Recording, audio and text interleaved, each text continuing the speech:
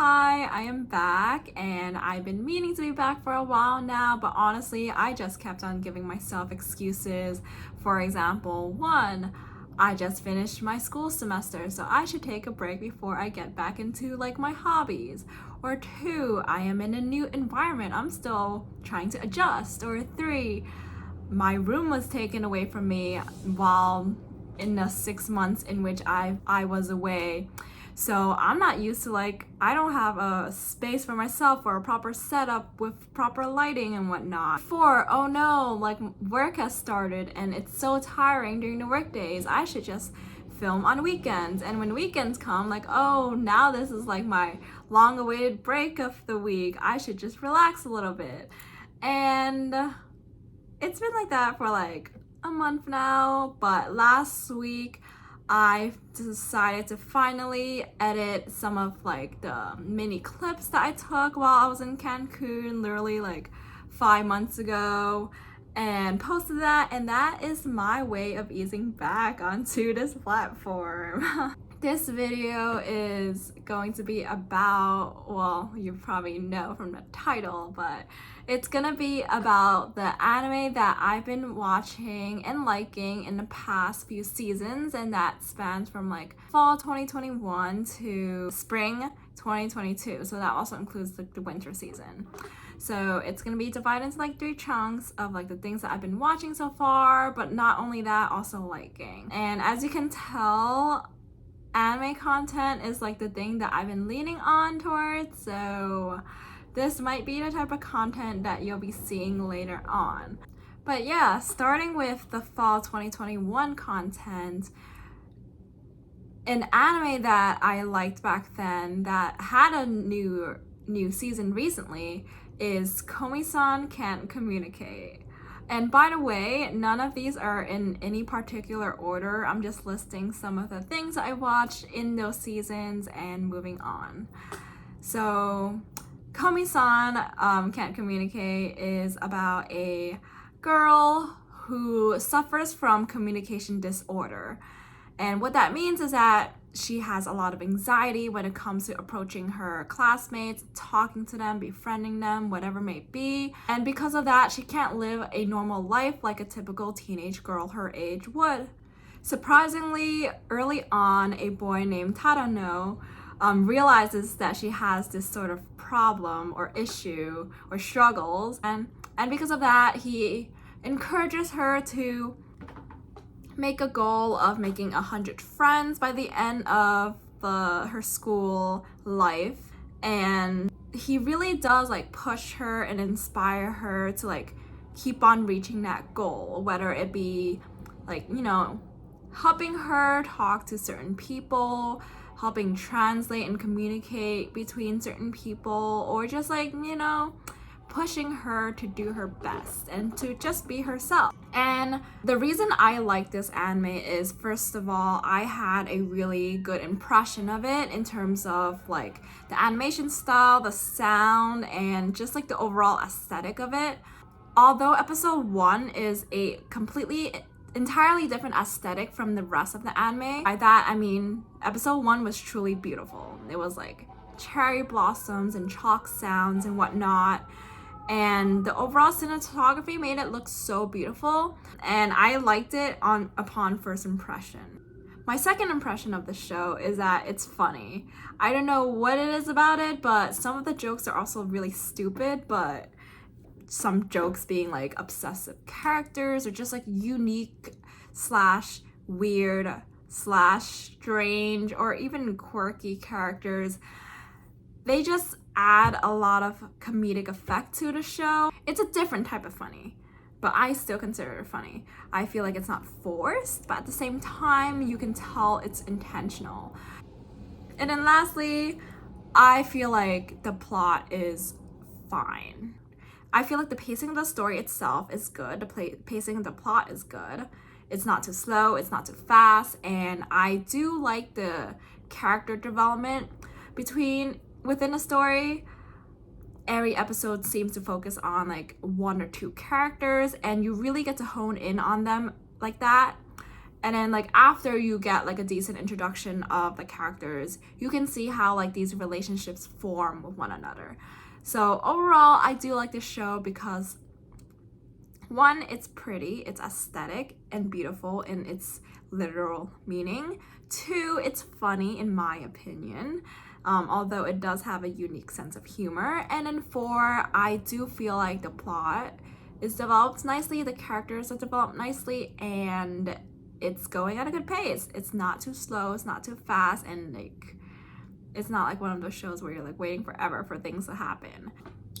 And because of the fact that the character development is really good, you can see Komi-san improving a lot throughout the series. And from just season 2, you can tell that she's significantly different from how she started in season 1. Another anime that I watched in fall 2021 that I enjoyed was Mieruko. And honestly, this anime is kind of underrated, and this may even be kind of like a hot take on the show, let's say. First of all, Mieruko is about a high school girl named Miko who watched a episode of a horror documentary one day, kind of like a unsolved crime type of thing, or like a mystery show with her brother, and then the very next day, all of a sudden, she can see ghosts and paranormal activity, basically. And this concept itself I really liked, and I really drew my attention. And the reason I liked it, yes, this concept is not rare or unique in any way, but I did like, first of all, how realistic it was. This could be me being a horror fan and watching something, and all of a sudden I'm living in that world. That itself is very scary and drew me into the show, kept me on the edge of my seat, wondering okay, if I were in this situation, if I were in Miko's situation, how will I get out of it? How does she get out of it? So that's one reason I really liked the show and drew me in ever since episode 1. But another reason episode 1 in particular drew me in was because of the cinematography in which they presented that contrast between Miko's previous lifestyle and current lifestyle.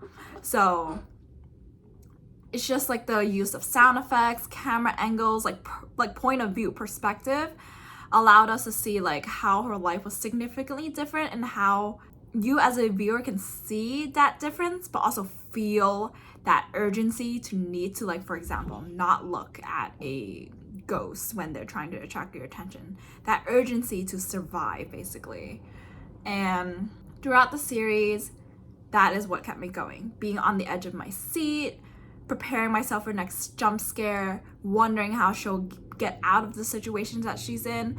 And the thing about Mieruko is that, maybe she can get out of the situation. It's unfortunate, but it keeps you wanting to watch and wanting to pay attention to the series. Another thing that I like about Mieruko, which I already hinted at already, is the use of perspectives and point of view. You can see it from Miko's point of view. How is she feeling this moment? You can see it in a supporting character's point of view. How are they viewing Miko? And because I'm offered those different perspectives, there is another emotion that comes into me that's not just fear or anxiety or anything. It's also frustration. It's a frustration of people misinterpreting the severe situation that Miko is in. She is in a life or death situation right now, and people think she's just living a normal day. That's one thing I feel camera work, but cinematography of Mieruko does really well, that really has a purpose in the plot, in the story.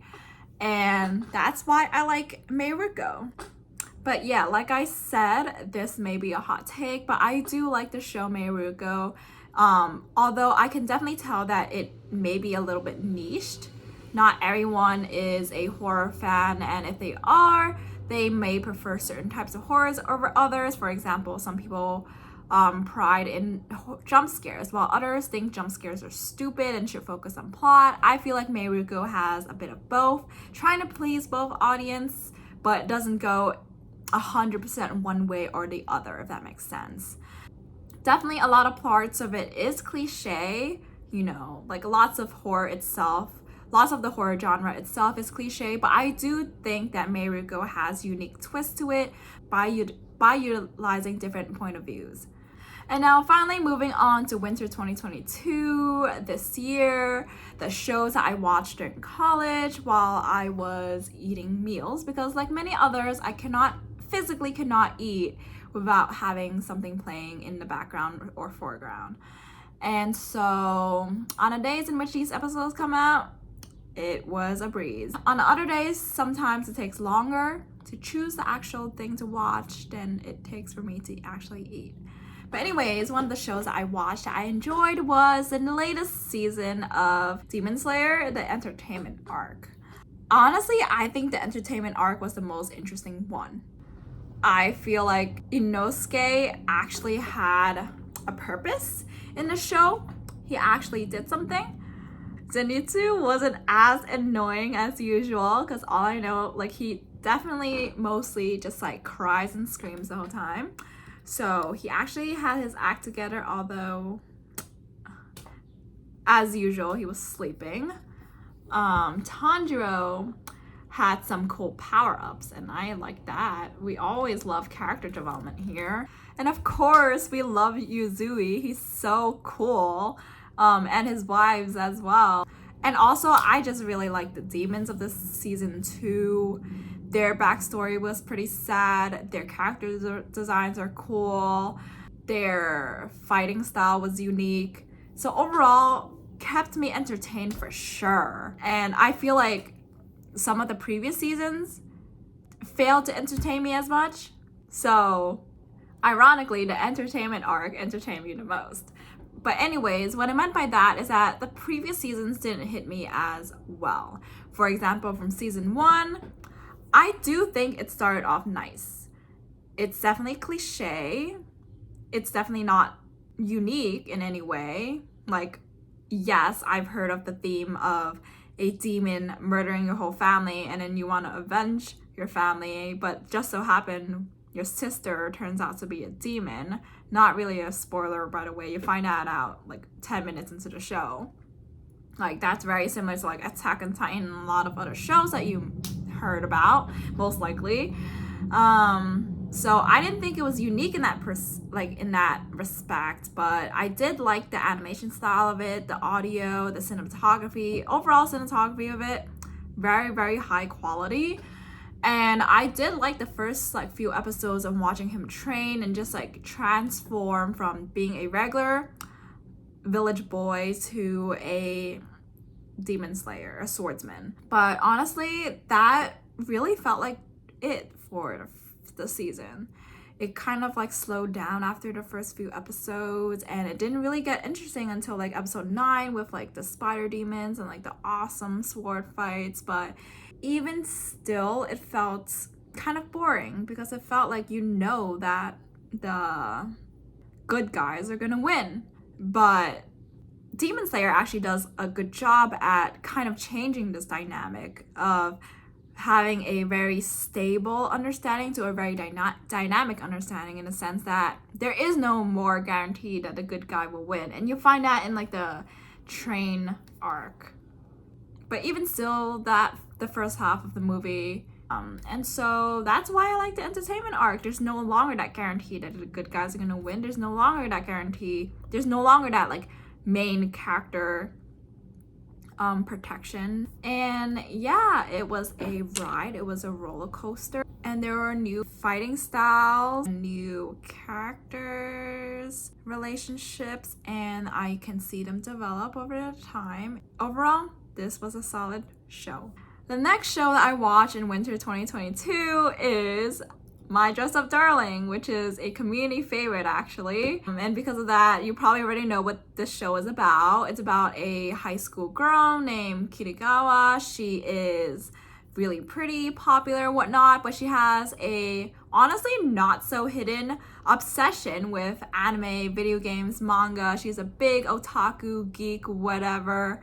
And honestly, she's not afraid to hide it. And she wants to cosplay as all of her favorite characters, which is what this show is about. Like, each episode has its own like cosplay or whatever. And She honestly isn't that good at sewing or makeup or any of that. And that's where Gojo comes along, and she found out that he's like good at sewing and whatnot through the school. He's the son of like a doll maker, so that makes sense. And so yeah, these two become friends, each of them having their own like goal in mind, I guess. Kirigawa obviously wants to dress up as all of her favorite characters eventually, and Gojo finds this as a opportunity to, first of all, get closer with his classmates, for example, so like integrate within school society, but also to perfect his like doll slash costume making skills.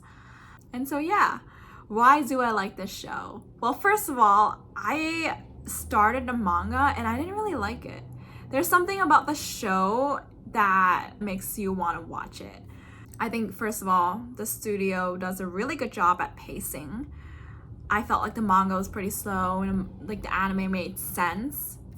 Second of all, just like the aesthetics, the character designs are gorgeous, the costume designs are gorgeous. Honestly, that's so hard to do, to like not only make your characters look nice, but also like make the clothes look nice. Like, first of all, like we're so used to like anime characters wearing basically the same thing every day, and now you get to see these characters wearing completely different things every episode. But yeah, there were a lot of jokes that I feel like were missed when I was reading manga that really hit home, or like really like made it when I was watching the anime. Like, often comedic timing is a really important thing when it comes to humor, so that was nice. And honestly, like the tension between the characters can really be felt in the anime. Like, yes, you can feel the tension in the manga, but it's just that the tension felt realistic in the anime, and it felt believable, and it felt like, you know, I was truly watching like two friends get to know each other deeply on a romantic level. So yeah, I really like the show. And also, like, Kirigawa is like literally my favorite waifu right now, so that helped with like my rating of this, that helped with my liking this. I feel like she's the perfect anime girl, but that could be a conversation for another day. But long story short, she is a girl boss with passion, and she will do whatever it takes to like achieve her goal, and she's nice and sweet. And also, yeah, of course, Gojo, such a great man, whatever. But yeah, like honestly, there is no, I guess, debate that Kirigawa makes, and her personality, obviously. I don't know why I said it like it was a joke, like it was sarcasm, but really, like, her personality is amazing. She is the most realistic yet perfect. Not really perfect. She has her ups and downs, but she is like the most realistic in a good way character, and that adds a lot of complexity and depth to the show, despite the show being a very basic theme of just, you know, dressing someone up for a cosplay event or a photo, whatnot. So it definitely makes this, like, her character itself definitely makes the show, definitely makes it interesting, makes it fun, makes you want to watch, and just like, you know, get to know her better throughout the season, and like makes you want to, like, honestly, like, it's one of those shows that like makes you feel the passion of the characters, and like makes you want to like maybe try their hobby for a bit. It's like kind of like how, like, for sports anime, people watch them and all, like, people watch Haikyuu and all of a sudden they want to play volleyball. It's kind of like that in a sense. You watch My Dress Up Darling, you see her passion for cosplay and think like, okay, maybe I should cosplay one day. It's like that type of show, and that's, you know, that's always a driver for good shows. So that is one of the shows I watched this season. And the next and last show that I actually liked in winter 2022 is Sasaki and Miyano. This show is about exactly what the title says. Two boys named Sasaki and Miyano. Miyano is a underclassman. He has a hobby of reading boys love manga, and I guess also has a hobby of lending these manga to Sasaki, who is a upperclassman who at first doesn't share this similar hobby or passion, but he wants to get to know Miyano better, and one way to get to know him better is through sharing a common interest slash hobby and passion and whatnot, and basically just being open to trying new things and trying his best to understand someone else. But honestly, this show is very simple. The show is very wholesome. It is a very slow-paced anime. And usually I would trash a slow-paced anime because I do like plot and story intensive and fast-driven dynamics, but I feel like a slow-paced dynamic makes sense in a show like this because it's a coming-of-age story. It's about two boys trying to figure out who they are. One boy trying to figure out his sexuality and like trying to figure out what lies ahead in his future, and then another boy trying to figure out his sexuality, but also trying to like come to terms with the past. And so there's just like a lot of layers to it, just trying to understand both themselves and each other. And the result of that is basically like the boys' version of Horimiya, which I know is also a community favorite. But overall, this show is just very nice. It's very beautiful in terms of the artwork and in terms of like the feeling of love and community that you get from like these characters, from the story, and from just watching them grow. And so that's why I like this show. Finally, moving on to spring 2022, the most recent season that ended. One of my favorite shows from this season that I actually liked. First of all, you already know I'm gonna say it, Spy Family. I love Spy Family so much. I was drawn to it from episode 1. The story itself is cool. The concept of having a spy dad, a Esper baby or toddler, a assassin mom. There is that constant knowledge of not knowing when this family will crumble. But at the same time, there's a lot of stability and there's a lot of comfort. No, it's like one of those shows in which like, yeah, the good guys are probably gonna win. I say probably because like there is a chance that they're not, but most likely it will. And because of that, it is a comfort anime. It's like one of the shows that I want to watch before I go to sleep every night, you know? Anya is such a comfort character. She's so cute, she's so funny, she's so sweet, and it's so nice seeing her grow as well. It's so nice to see both her being the child that she is, but also her just like, you know, saving the world and gaining the stars that she needs. Overall, very funny show. Makes me laugh a lot. Love the characters. They're all really cool in their own ways. And yeah, I really like the story. I really want to know how will Lloyd and Anya, I guess, succeed. And yeah, I'm just very invested in the story. Every episode makes me so happy inside. I don't even know how to describe it. It's a really nice show and highly recommend. And I'm 100% not the only person recommending the show. This is a community favorite, like I said. So yes, definitely watch for Spy Family. And the next show that I watched this season that I really liked is, of course, Kaguya-sama Love is War Ultra Romantic, basically the latest season of the series. And the reason I say of course is because like right now, as I'm recording this is the #1 rated show of all time, by the way, on my anime list. So yeah, like lots of people like this show. I'm not the only one. But I loved Kaguya-sama, like the series, ever since like the first season. I think it's so funny. Even if one episode is not your cup of tea, the next episode probably is. And the reason I say that, and the reason I know that is the case, is because each episode kind of has like its own cultural references, kind of has its own style.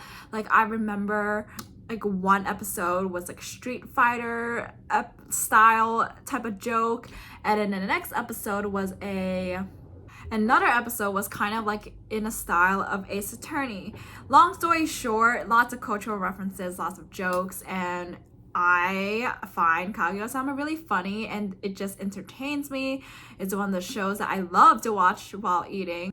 It's definitely not a show in which I would watch before I go to bed though, because like I'll be laughing so much, which like wakes me up and whatnot. So yeah, I like this show and this season in particular because like, you know, character development and relationship development, we love that.